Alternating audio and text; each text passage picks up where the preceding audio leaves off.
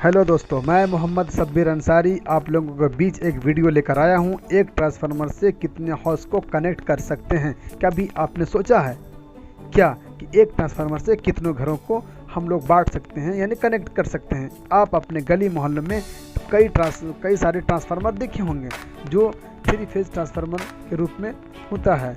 क्या आपने कभी सोचा है कि एक ट्रांसफार्मर से कितने घरों को कनेक्शन दे सकते हैं? चलिए इसको हम लोग जानते हैं एक वीडियो के माध्यम से। आपके पास सुपरमार्केट है तो हम कितना केवीए का ट्रांसफार्मर लगाएंगे? आपके पास कोई अपार्टमेंट है तो हम कितना केवीए का ट्रांसफार्मर इसमें उपयोग करेंगे?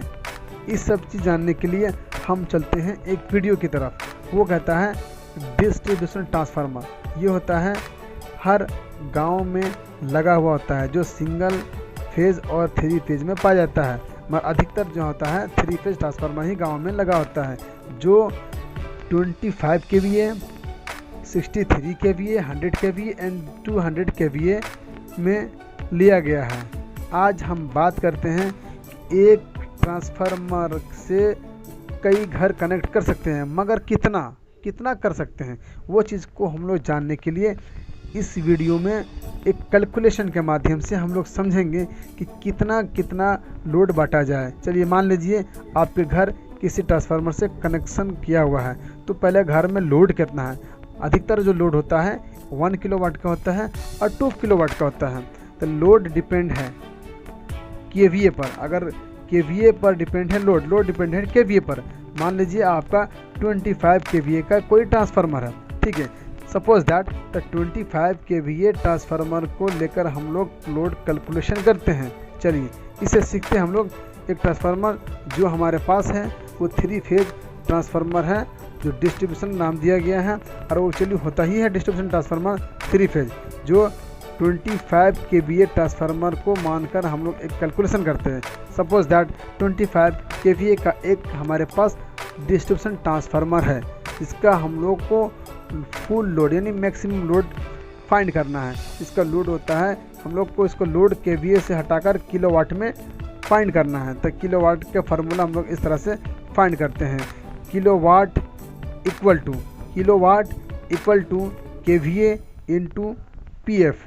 केवीए को हम 25 केवीए लिखते हैं, इंटू की जगह हम इंटू लिखते हैं, और पीएफ की जगह हम लोग 0.8 लिखते हैं।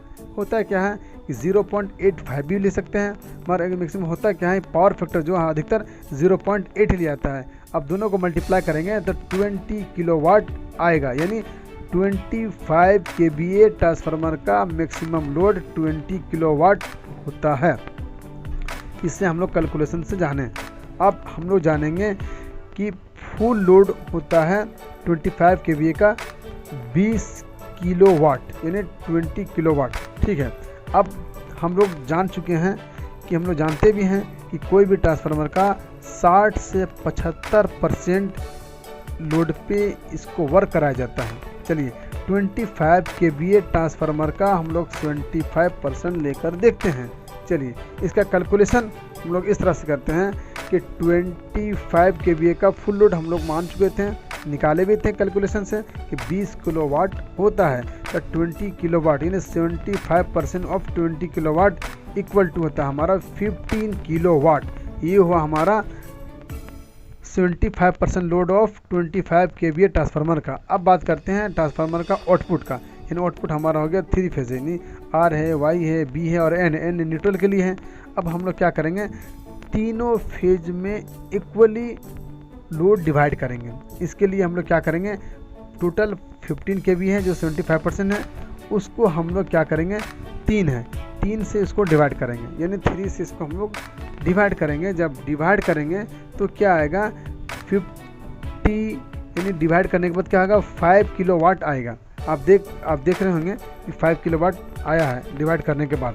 तो क्या करेंगे हम लोग, आर फेज में 5 किलोवाट, वाई फेज में 5 किलोवाट और पी फेज में 5 किलोवाट हम लोग इस तरह से रखते हैं। यानी टोटल 15 किलोवाट को हम लोग 5 किलोवाट, 5 किलोवाट और 5 किलोवाट, यानी एक फेज में हम लोग 5 किलोवाट तक लोड दे सकते हैं। और हम पहले ही जान चुके हैं कि एक घर का लोड 1 किलोवाट माना गया है, तो 1 किलोवाट, 1 किलोवाट, 1 किलोवाट, 1 किलोवाट और 1 किलोवाट टोटल हो गया 5 किलोवाट, यानी एक फेज से हम लोग 5 घर को कनेक्ट कर सकते हैं। इसी तरह दूसरे फेज में हम लोग 5 घर को कनेक्ट कर सकते हैं। इसी तरह तीसरा फेज में हम लोग 5 घर कनेक्ट कर सकते हैं। इन टोटल हमारा हो गया 1 2 3 15 घर कनेक्ट कर सकते हैं। जब कभी नया ट्रांसफार्मर लगता है तो 60 से लेकर 75% लोड पे ही इसका वर्क कराया जाता है।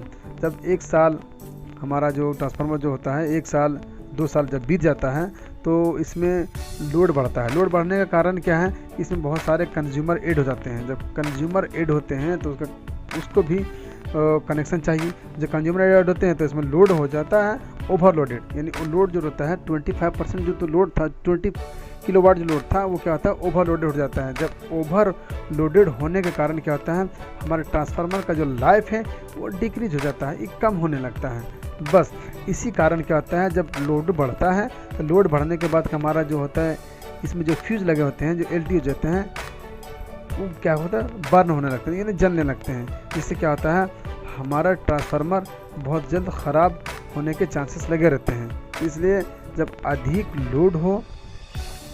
लोड हो तो हम लोग क्या करेंगे, एक बिजली विभाग में जाएंगे और एक आवेदन देंगे कि हमारे गांव का जो ट्रांसफार्मर है वो ओवरलोडेड हो चुका है, क्योंकि इसमें जो है बहुत सारे कंज्यूमर और ऐड हो चुके हैं लगभग।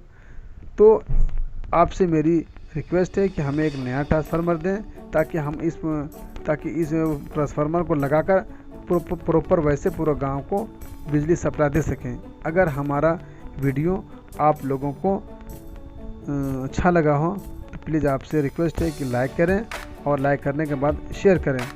Thank you very much. Stay home, stay safe.